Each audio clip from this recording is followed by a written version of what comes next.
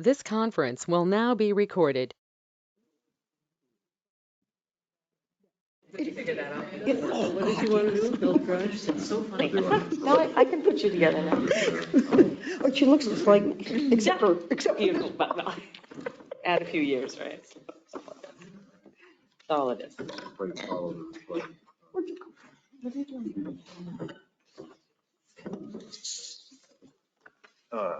you write down something here?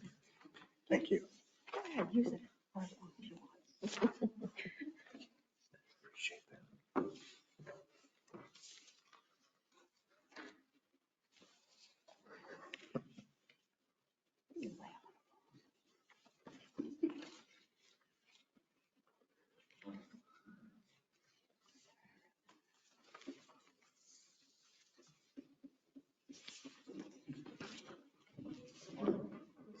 All right, thank you. We'll call the meeting to order. Looks like we have everybody here, right? All right. So first, are there any amendments to the agenda? Yeah, we got an addition for a zoning ordinance amendment application. New business 6 there. Yeah. Okay. Is there a motion to approve the agenda as amended? Second. Discussion? Not all in favor, say aye. Aye. Opposed, abstain, carries. And then the minutes of March 14th.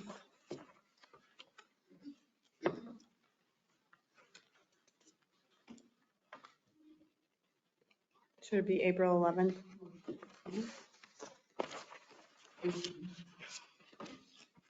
Yes.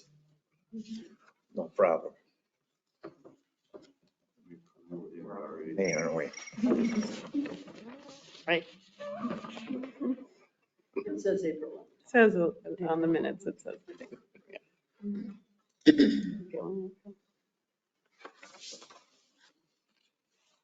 move we approve the minutes as printed.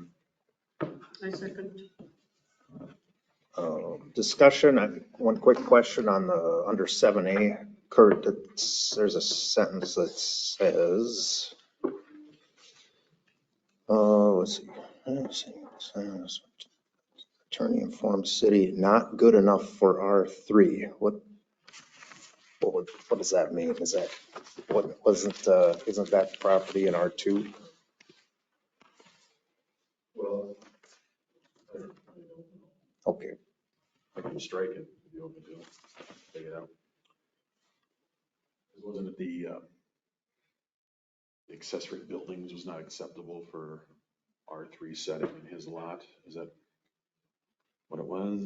It was a size, wasn't it? well, there was height, size, and then the number of accessory buildings. So I think the purpose of 7A was just give an update where we're at. Let's see, non-conforming buildings, having a garage, one extra building must be, not good enough for R3. So the city gave concessions on the size and height of the house, which was not good enough, and that's where we came back with this size of 1344 square feet. That's what the owner wanted, and the city, I think, conceded to that. Okay.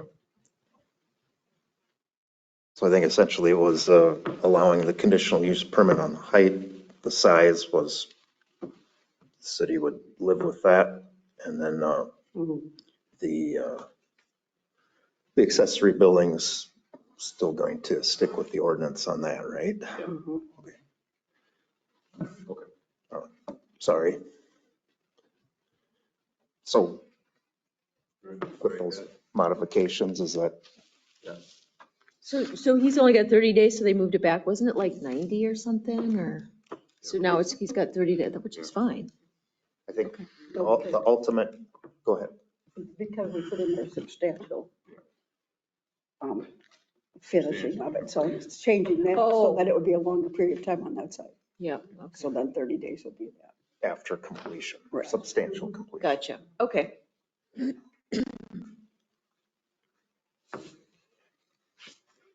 All right, maybe with those tweaks, Any other discussion? Otherwise, all in favor of approving the minutes as suggested, say aye. Aye. Opposed? Abstained? Carries. Then, no public hearings under number 4. Number 5, no old business. Number 6, do we want to do the variance first and then the addition at letter C then, probably? Actually, yeah, you could put the addition at B, B? which I should have put in there, sorry. Okay. C, you got me there. All right. That's fine. Not going anywhere. Best for last. Okay. 6A, variance at 407 East 3rd Avenue. So as you can see in the packet here, we got a variance application. Deborah White submitted an application for a variance to build a garage. The parcel is zoned at R2. The parcel is a corner lot, as you can see in the picture. And it's a junction of 2 public roads. The variance would allow a garage to be built at the end of her driveway, which you can also see in the picture. The variance is for, so it's a corner lot on 2 public roads. So therefore, her side lot is not on 3rd Avenue, it is on, what is it? 5th Street. There it is, sorry. It's not, all right, so you can see, it's on, 5th Street. So on a public lot, or a public road, her side setback, as you can see in the variance, would be knocked to 12 feet from her lot line, not the street, but her lot line. Currently, her side variance, you can see in the lot, there are not a lot of setback spaces here, is only 2 feet. So the edge of her driveway is 2 feet from her lot line. There's a couple things here. One of the issues was amount of land in the lot that she can use. And you're allowed 35%. Well, with her house and her garage, which you can see on the kind of map with the numbers here, the garage is going to be 28 by 26 square feet, 28 by 26 feet, which would equal 728 square feet. You add those up, and she equals 35% lot, 35% of building on that lot. So the question comes down is, will we grant a variance to allow a garage on that lot? And she's been in, and Mrs. White's here today. She's been and spoken to me many times and is very anxious to clean up her yard with this garage. I'm not quite clear what it is we're asking for a variance for. To allow her to build that garage to impede on that 12-foot lot, or 12-foot setback. Side yard. So the side yard setback, as you can see, is 12 feet, and for her to build a garage, she couldn't do it. On the sketch, it shows 15 feet from the lot line to the street. That's from confused. The setback is from the lot Right, so line that's- into the property? Yeah, so that That's your sketch setback. shows from the street. Oh, the garage has to be set back from the 15 feet from the lot. From the lot line. Yeah. Yeah, so that sketch, as you can see, is from the street going to the lot line would be 15 feet. Or excuse me, from the street to the proposed garage would be 15 feet. So it's digging into the side setback quite a bit. How far? How many feet are they? It's about 10 feet. 10 feet? Yeah, about 10 feet. Yeah. Assuming this lines up with the driveway. Is there a footprint issue? You're talking about the percentages? The percentages work. It's 35%. And she's, with these drawings, with her house in her, she's right at 35%. Is that how it's set back from the back property line? Then? Yeah, but her house is already inside that setback. So, Do we have to know that too then? yeah, it would. What's the back setback part of it? I got it right here. 25. I think currently she's got a 6 foot setback in that lot. Yeah, that was part of the A-in lot, and after our parents passed, I think, and then those lots got split, and it was a tight, small lot to begin with. Then I remember there was some neighborhood dissension when this house got put there because it's a manufactured type of home with a HUD plate, and people didn't understand that those have to be allowed. But that's irrelevant to this proceeding. So I guess it's a question of if, unless we've got some real problems with it, we'd just call a public hearing, right? Is that what we're asked to do right now? Trying to remember though, yeah, there's a 25-foot rear yard setback, which wouldn't have been possible. So was there a variance granted for the house?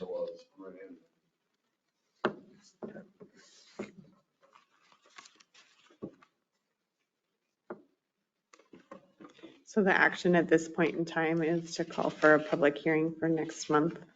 And then we have the hearing and then we make the decision at that point. Yeah. Okay. So everybody within 350 feet of the house will get a notice that there's a public hearing for that. Try it. Well, go ahead. In favor of allowing a variance, allowing the variance, then you'd call a public hearing, right? If the commission was not in favor of allowing the variance, then you would say Yeah. now that, so you want to discuss whether or not you're going to allow it before you call a public meeting, I think. Is that right, Matt? Right. Usually we'll just default to calling a public hearing since the application's been filed.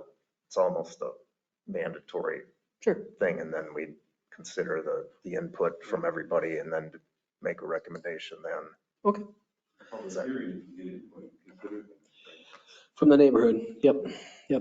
One more question. What is the proposed front setback? So we're 6 feet in the back. I guess I can kind of put that together, 34 feet.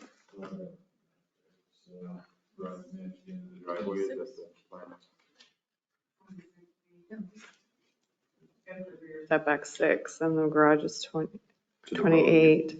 35. The lot's at 60 feet. So we've got 11 feet, let's see, to the edge of that slab. So there's 14-foot setback, or 14 foot to the lot line out in the front there. I know I drove by the lot just to see how the built, you would be in the corner if you built something there. It doesn't seem like it would be a problem as far as the corner is. Even if it comes right up to the Well, lot. assuming the edge of the driveway. Sure. Yeah, I mean, that's a big issue with a corner lot, Right. but, trying to cross Main Street with cars parked in the nearest stall is nearly impossible to see around those, so. Anyway. Hey, were you thinking, making a motion then? Call public hearing? To call a public hearing for next month regarding the variance request. Any specific date and time on that, Kurt? Yes, it would be June, I got it right here. June 13th, 5:35. 5:35. All right. Is there a second? Any further discussion? If not, all in favor, say aye. Aye. Opposed? Abstained? Carried? See you on June 13th, you said, right? June 13th, 5:35, well, 5:36. Really? Right about 5:35. All right, then on to newly added B, zoning ordinance amendment application. Yeah, so this was added today, that's why the packet's a little thicker. Mr. Amundson, who's here, was Interesting to see today. Would like to raise ducks for egg production due to chicken egg allergies with his wife. His desire to raise laying ducks for the purpose of having edible egg production and promoting a regenerative and sustainable example of an urban food source.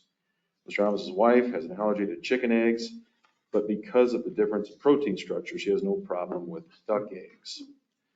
He's seeking to change the language of the Zumbrota City Ordinance, you can see number 2015-02, to permit keeping of laying ducks. All the requirements regarding the keeping of hen chickens remains the same for the keeping of laying ducks. So I would assume, like everywhere it says chicken, we'll put /duck in the ordinance. Staff's requesting discussion about adding laying ducks to the ordinance. If the planning commission wishes to proceed, it's recommended to set a public hearing on 5:35 on June 13th for the actual meeting. And as you kind of go through, I looked up some stuff on laying ducks today, and it was interesting. I've never had a reason to look up anything about ducks. So you can see the eggs they produce, roughly the same number as chickens, not a big difference. One of the issues was sound. You can see we don't allow roosters in town. Ducks, you can see the decibel levels are not very high at all compared to, say, a dog you might have in your yard. Geese going over. Right. One thing I found out is that ducks and chickens do not have bladders. So everything comes out the back. So therefore, it's just as if you would have chickens, you would obviously have like a bedding with wood shavings or sawdust. Space roughly What the do you same. mean? I'm sorry. So you mean they don't have a urethra? They've got just one exit? Is that right? Interesting. Pretty interesting. All right. One of the issues that came up is that ducks do not require water to swim in, although every publication I saw, they'd say put out a nice kiddie pool for them because they like it and they'll produce more eggs if they have that to swim in a little bit, which causes an issue because they dirty the water pretty quick. And if you've seen one of those pools before, they get pretty rancid pretty quick. So, an owner would have to keep changing that water as much as possible, depending on how the neighbors deal with it. So that was about the only issue that I saw as far as difference. I put the current city ordinance right here. When you look up raising of ducks, it's impressive that a lot of people now are going to, I think it's a new thing because chickens are becoming old to have those in town. So it's kind of going towards ducks, and the eggs are obviously different and more healthy for certain people, obviously. Yeah, other urban settings are kind of going towards it. And like I said, I didn't have any reason to look it up before, so I didn't have any idea. It was pretty interesting to see. And there's Mr. Robinson's listed, benefits and negatives of raising ducks compared to chickens. So There was a place in Arizona that I lived next to. I went and get chicken eggs. They had ducks too. Duck eggs were gone all the time. They never had enough. so it's. And it wasn't that loud. I mean, there was development. Our development was right there. It was just this little farm that, still hung out there. Not a big deal. Didn't stink. Yeah, a lot of ducks.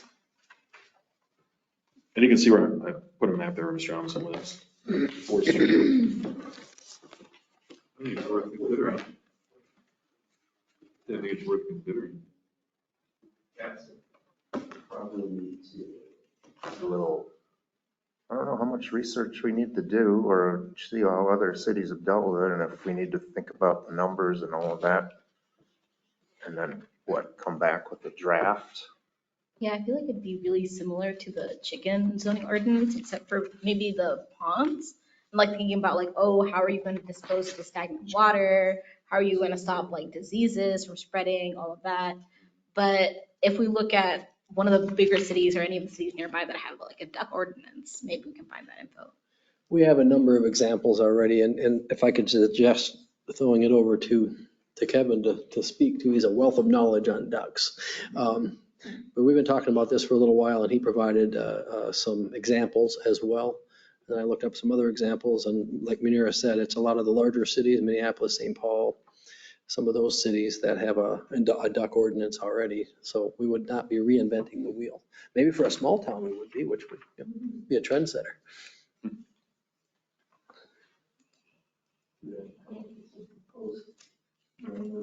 Changes first, and then look back, if we have something we're comfortable with. We probably schedule a public hearing then, right? To give the public notice what we're actually thinking of. How many chickens do we allow? 10. 10, yeah. If we just kind of went with the same chicken, like honestly, every time it says chicken in here, have a word duck next to it.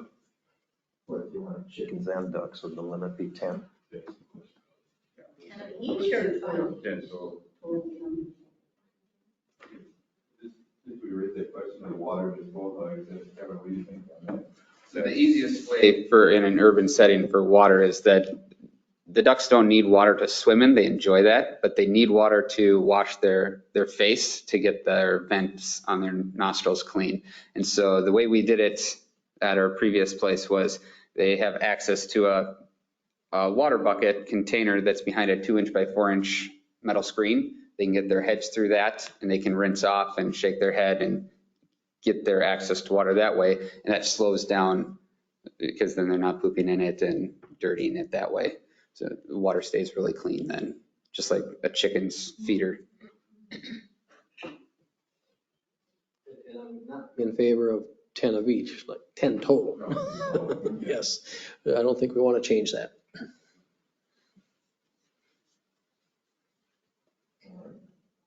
Leave it at that. We'll revisit it once we have some language.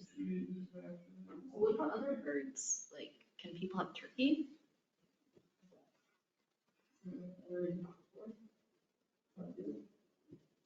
Ian?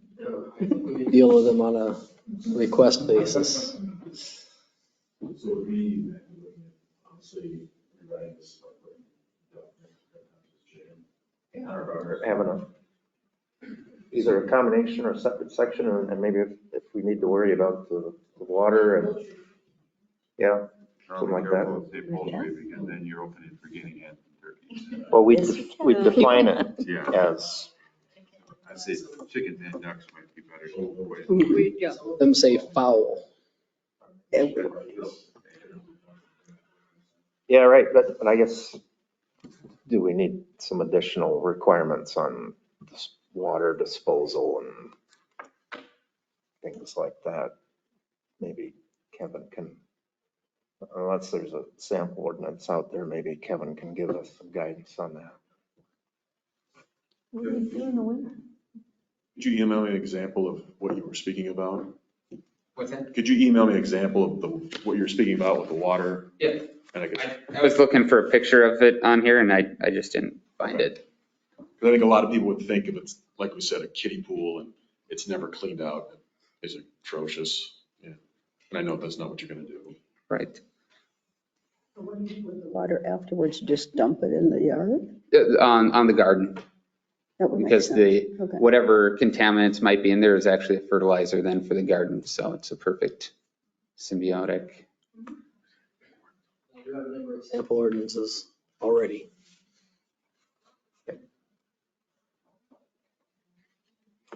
So you're taking a motion to give staff to direction to come back. I'll move that we consider the ordinance and have staff develop an ordinance. I'll second it. The way you said it. Any more discussion? Not all in favor, say aye. Aye. Opposed, abstained, carries. Talk about it and then set a public hearing possibly in the next month.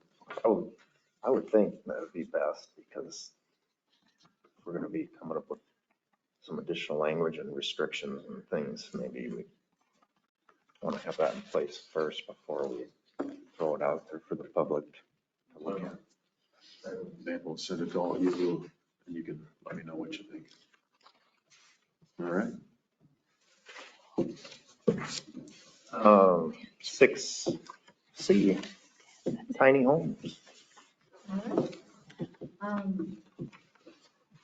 There were a few people who weren't here at the last meeting, right, in March? But just to follow up on that. So this first packet that I have over here is about the tiny home project. Dylan Armstead made it a few years ago. He was a community development director before me and Kurt. And unlike what the company Yard Homes usually does, like creating like ADU homes in the backyard of someone's house, we were thinking, what if we made a village, like a village of cottage homes, small affordable houses for just different members of our community, veterans, single moms, people who have like small families, all of that. And I wanted to print out the locations so everyone could see like what the address is and what it looks like and what the advantages of each location was.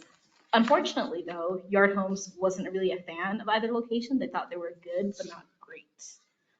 But with that said, I'm gonna let you guys like look over this a little bit and I'll play a video of one of their developments.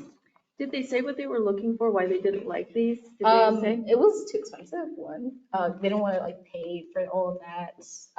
Like in terms of like the wooded one, they don't wanna pay to like hook up everything. They don't wanna pay to buy the land as well. And the other thing was that they wanted it to be in a more ideal location in town, maybe somewhere closer to the highway or somewhere that has like more amenities. Yeah, like Jefferson there right now. Mhm.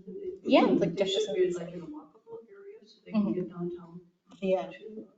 The walking trail will be going right by this. They can walk all the way. Yeah, you walk the entire. So it sounds like it was more the cost, but So. I can speak to that just a little bit, because Dylan, the previous community development director, and I were involved in this, the beginning of this. And Munir is exactly right. So what they need a very specific lot, because their goal is to make these things affordable.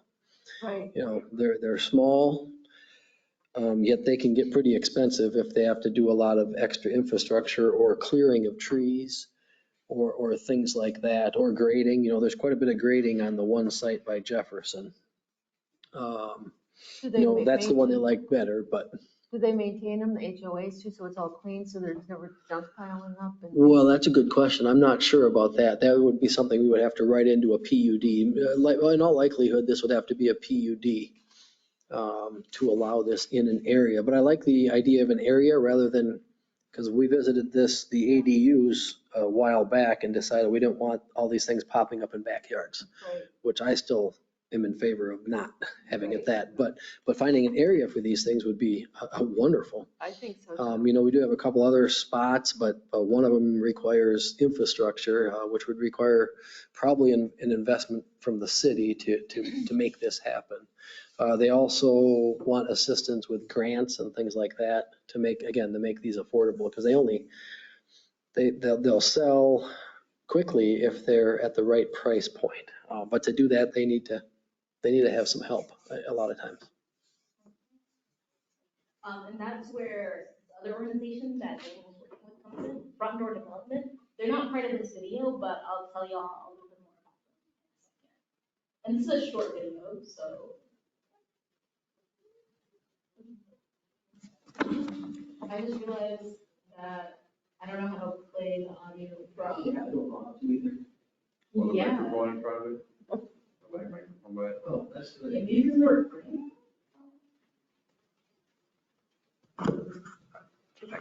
Yeah.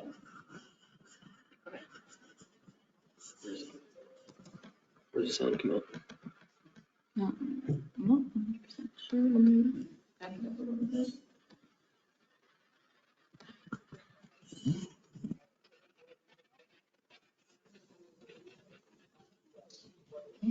Oh, it's on the TV.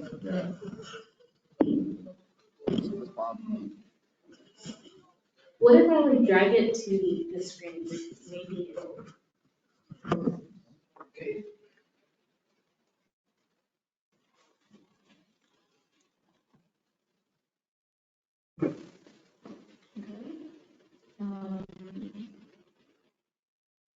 This is really funny, I got this. So the volume 95%, it's not. That's not a TV with the front speaker. Yeah. It should be coming. I mean, that didn't really work. Well, maybe we can send it out then later. Yeah. Did you send it? I think she did. I did send it out to everyone's email, so. Send it again, please. I'll do that as soon as, but yes, this video is just like an accelerated walkthrough through the process. Like, this is a slab home, how they kind of like build it, what organizations they work with. It's like, I think it's called MNAV, like Minnesota Against Veterans Homelessness. MACV. MACV, yeah, thank you. And there's also, just like the coalition building and the work that they were doing to make this project possible. They had some funding from Wells Fargo, and they had some funding, I believe, either from the state or from federal resources. So they just want to like show a really successful project. But I was gonna actually show you guys, Do you want to just run the video and we can listen to it later? yeah. I mean, how long is it? Is it? It's a minute and a half. Oh, yeah. So I mean, we can just kind of see it then. Yeah. If that's okay with everybody. Yeah, okay. And this is in Duluth? Yeah. And the one thing to like note here is that they're doing it at the back of someone's house. So it is an ADU, and Yard Homes is major policy goal is ADUs. And it's it's off-site manufactured and then Yeah. brought onto the site. Yeah, so it makes it really quickly. Yeah. Like a good- That's Jamie. The one we were talking to.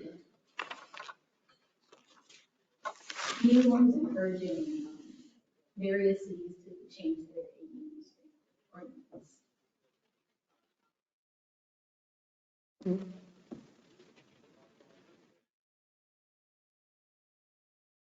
And they're how big? I can pull up I'm gonna show you guys that in a second. They have to be 8 foot wide and 40 foot long, 320 square feet, they have to be. That's what they have to be. Yeah. Okay.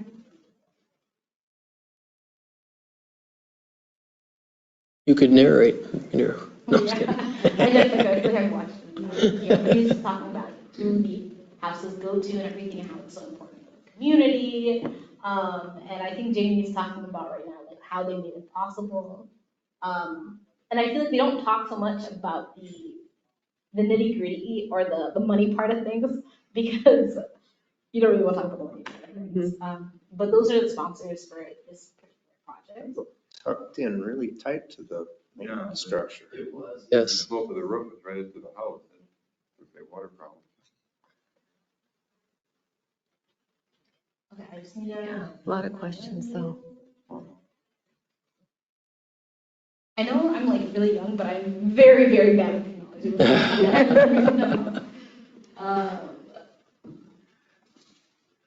And I just need to drag this over, so. Yes, I just want to show you guys some of the projects that are available on the. Who rents them out then? Who's in charge of taking or, getting the rent? And it's not, it's a purchase. Oh, it's a purchase. It's a purchase. Their Okay. own, yep. What they want to do, they want to build home ownership, so it's not so much about like renting. And that's why it's also really important for them to have so much like funding or subsidization early on in the process, because they want to make the entire like house or like buying the house as cheap as possible for the new residents. But somebody just asked about like the sizes. So there's like 4 different kinds of like options. What we were looking at is like cottage series. It's like 15 by 29, 15 by 34, or 15 by 38. And the inside comes like that. So 570 is the big one.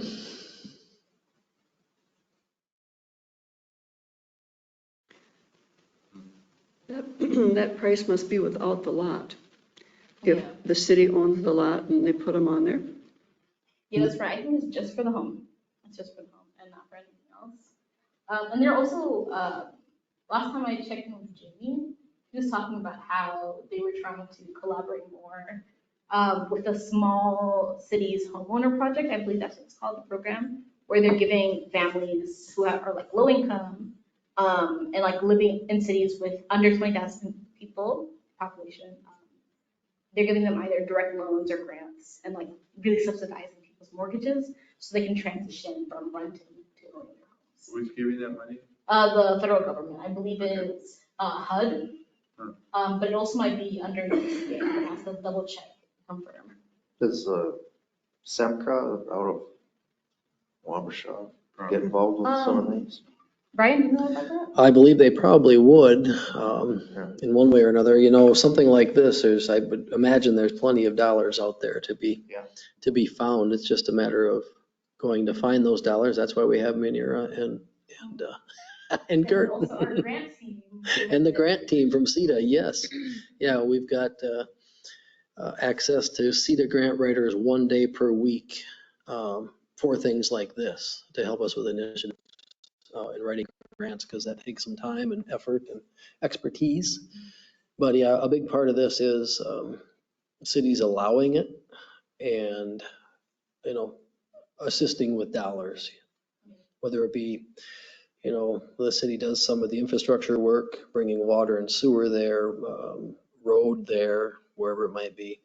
I think they would even put, you know, if we would allow 2 of these on a larger lot somewhere, they'd be up for doing a couple of them.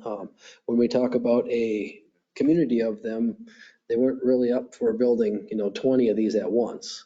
They'd want to start with, you know, 3, 4 of them, sell those, and then do 3, 4 more and sell those, that type of thing. Yeah, that's one thing that they talked about. They wanted to like do this over a process of a few years, so they can build capital and also build interest as well. And it's like they're really spread out in a bunch of different communities. I want to show you guys this page if you guys have like skimmed through it. If not, Yard Homes is really interested in this like ADU policy and like changing that. I think that's really like built into the mission of the organization. And that's why we're working with Front Door Development, which is this consulting agency. And I can also show their website. They do this like, they work at the intersection of housing, affordable housing, green energy, and working with like small communities to ensure that they can receive all of the funding, all the loans, all the grants they can receive from private or public partnerships. And they want to kind of like come in.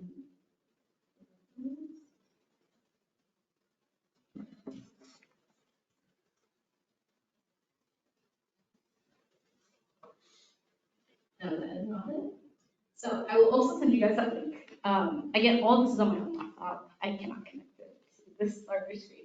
But we're working with a lady there. Her name is Jocelyn. And Jocelyn is really like the brain around the money, the brain around making this project really feasible. And like making this bigger than just one single ADU or one single house.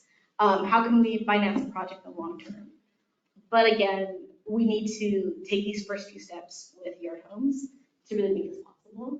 And they both have expressed interest in like coming to the Bird again. They're really excited about this. They think this is a great community to build their homes.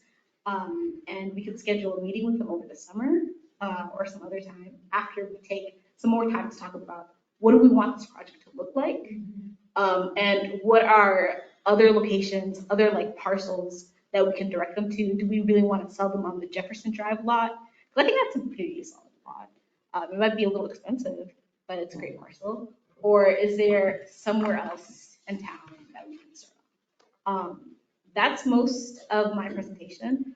I think that I would love to just talk about, to hear your thoughts about what I've shared so far, or what you guys think about the lots. And then we can follow up more questions.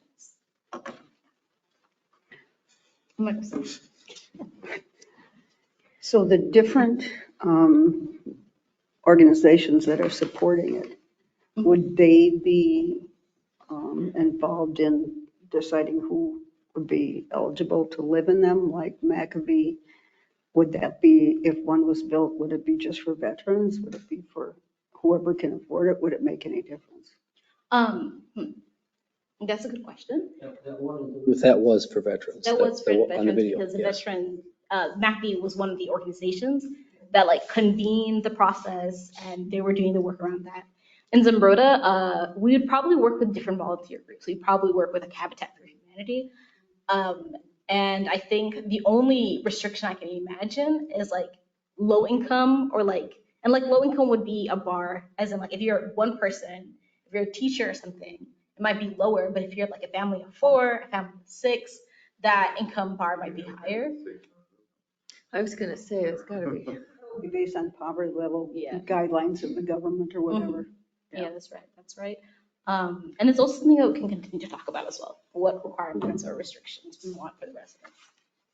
On what I said earlier, maintaining the property, so there's not a bunch of clutter that ends up around the homes, and because they're small and nobody can put things in the homes and they gather, and then it just piles, and I don't think anybody wants a community of that. Yeah. Back on our ordinances for all of that stuff. And they get 10 It's not a chickens rental too? area, it's a. Do they each get 10 chickens? Maybe, yeah.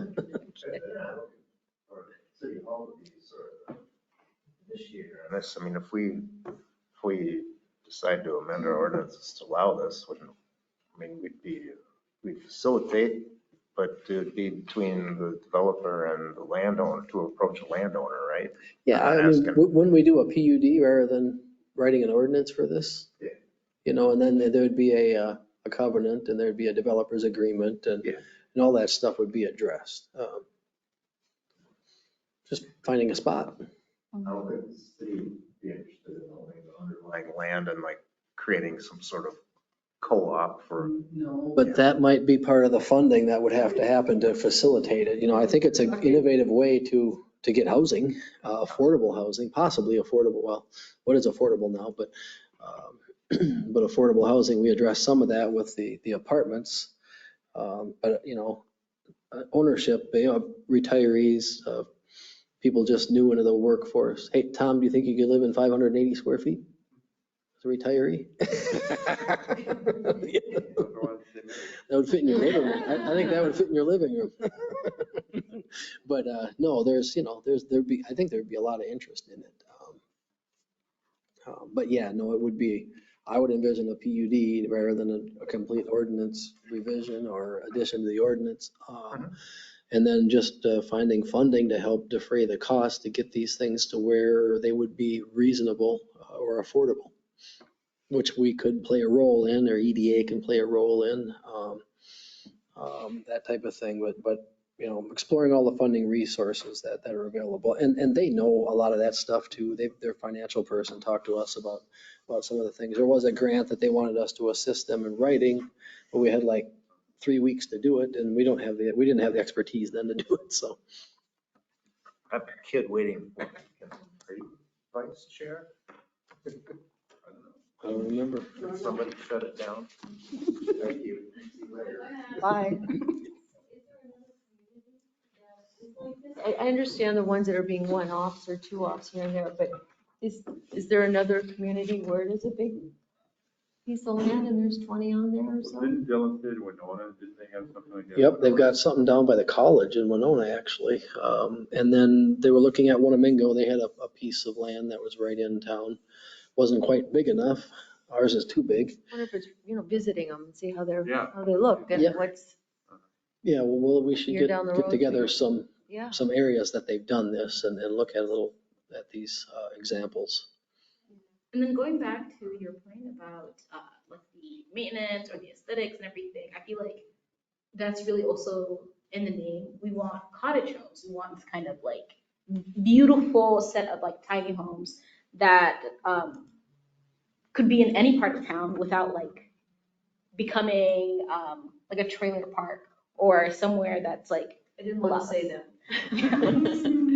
But Yeah. yeah, and then, the maintenance too on the homes, is it siding, is it paint, things like that, years down the road too, is there something in that? Yeah, because I'm pretty sure those homes over there also were built maybe 40, 60 years ago, but they were very beautiful then as well. So there's time and like who's going to update it and who's going to like do the work of like constantly making it more beautiful. Just the I upkeep, think yeah. if you got, over 100 grand into the house, even if it's small, I would hope you'd be, Yeah. motivated to maintain it and keep it Right. in decent shape. Because you got resale to think about too. Yeah.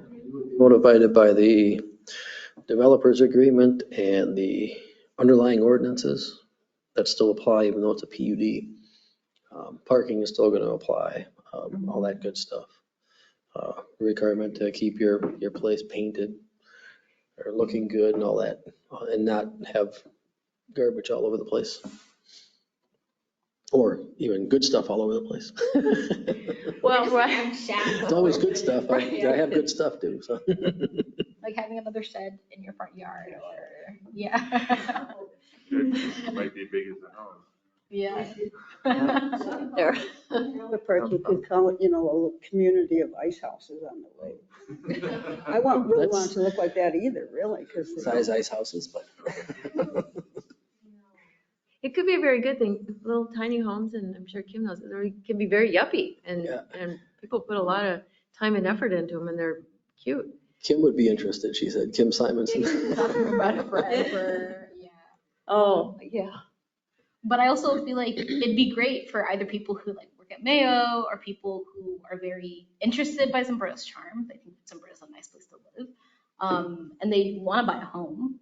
They don't want to live in an apartment. Or the teachers or anybody who has like one or two people who want to start like living in Zumbrotto or like moving into Zumbrotto. I think it would be a great way to revitalize our young population as well. People around the age of 35. Yeah, lots of opportunities here. But it's income specific. Yeah. To get in there. So they have to be under a certain. Yeah, which is how much teachers make right now in this economy. Be structured that way, I don't know that it would But we be. could also be flexible. I don't know that I don't know that was the proposal. I think the proposal was just to build these homes that are $200,000 or less. That would be for sale for But if people you who are have a interested. community area, then you might be more apt to have somebody independently want to build something like that. And then what if somebody owned them and then they rented it out, restrictions like that too? Is it only ownership only and? That would have to be figured out beforehand if they could be rented. Because that could be No, for sure. VRBOs, they're. Well, yeah, VRBO or a Airbnb, I don't know that we even regulate that. I think you could just kind of do that anyway in your own home, with your own home. There was a big deal on that in Rochester, and they kind of decided not to regulate that. Last I knew, unless they changed now, and I think they might issue a license, but they don't really regulate it as a rental.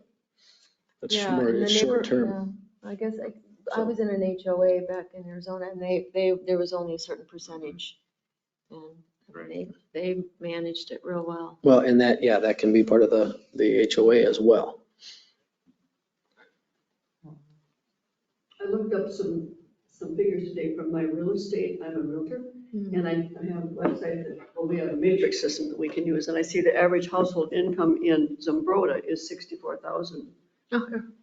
That's average household income, and the per capita income is $33,000. So we don't, here we don't have a lot of really low income people, but they would then move in if we would get something like that. 72% of our houses here are owned and 22% are rented. Yeah. 72% are white collar workers that live in town.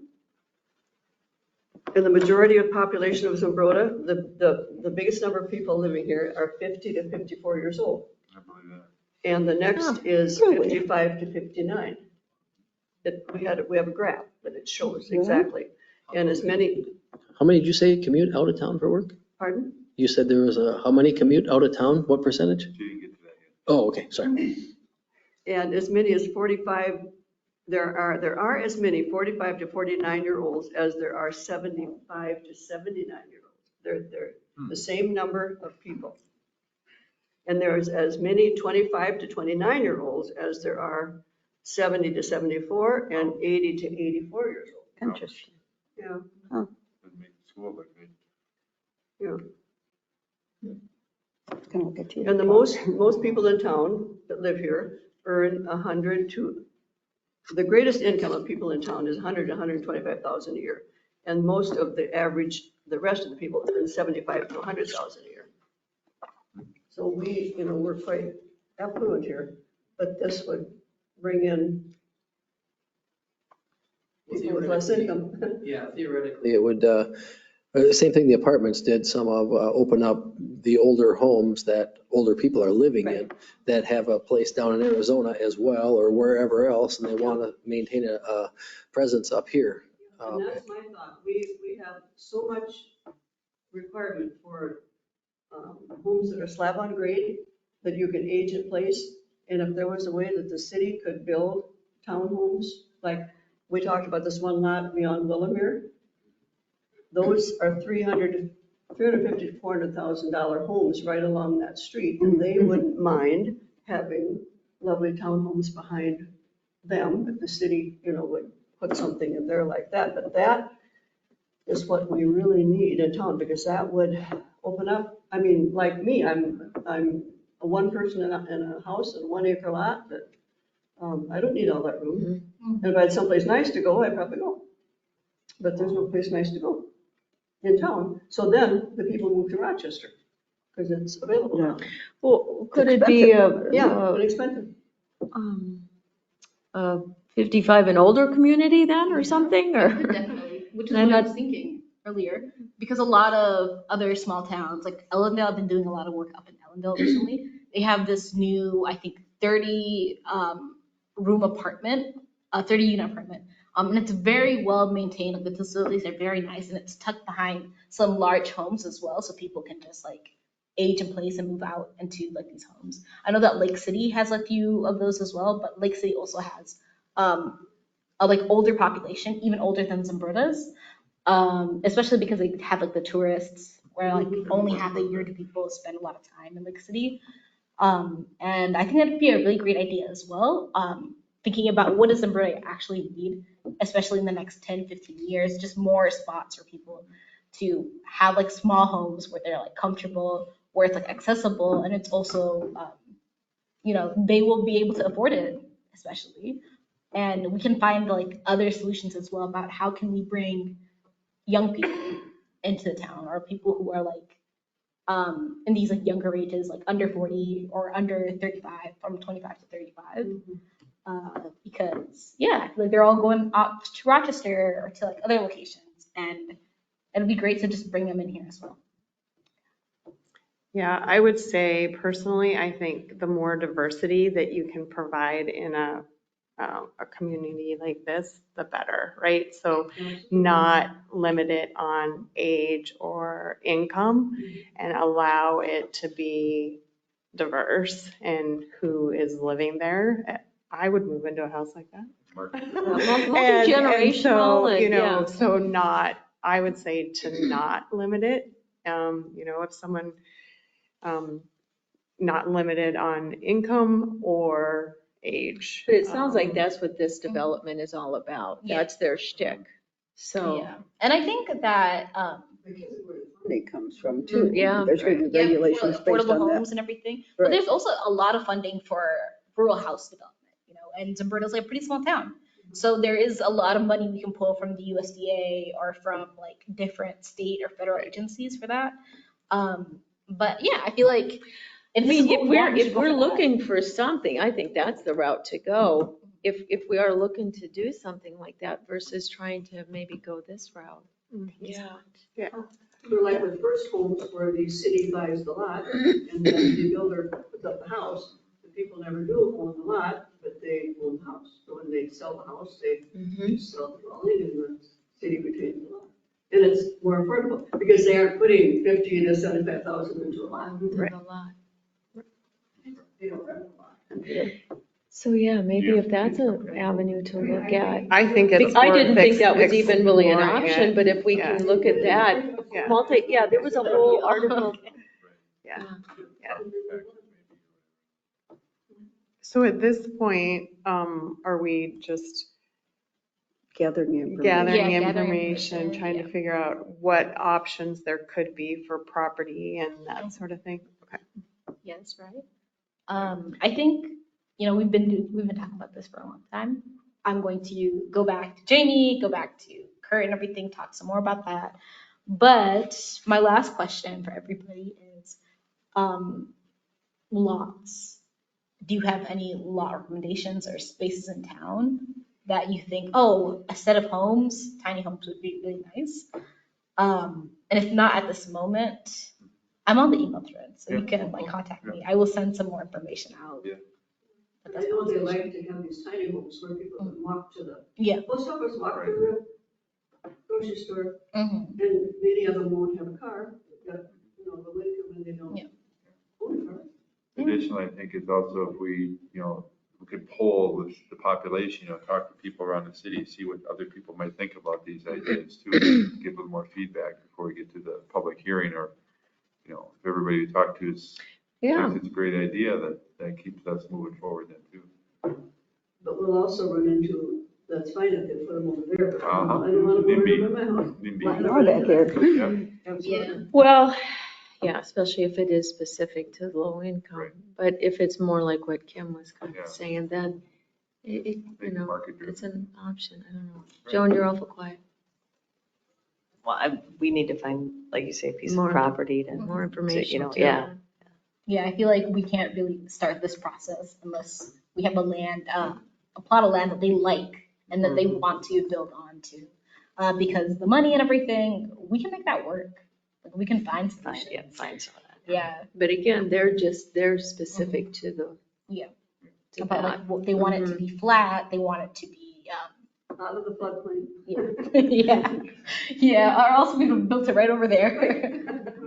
Yeah. Go to the park. Okay. Well, is there any other Yeah, business on the that's agenda, fine. or you could entertain a motion to adjourn? I make a motion, we adjourn. Second. Second. All in favor, say aye. Aye. Meeting declared adjourned. Thank you guys so much. Thank you, Ken. Oh, sure.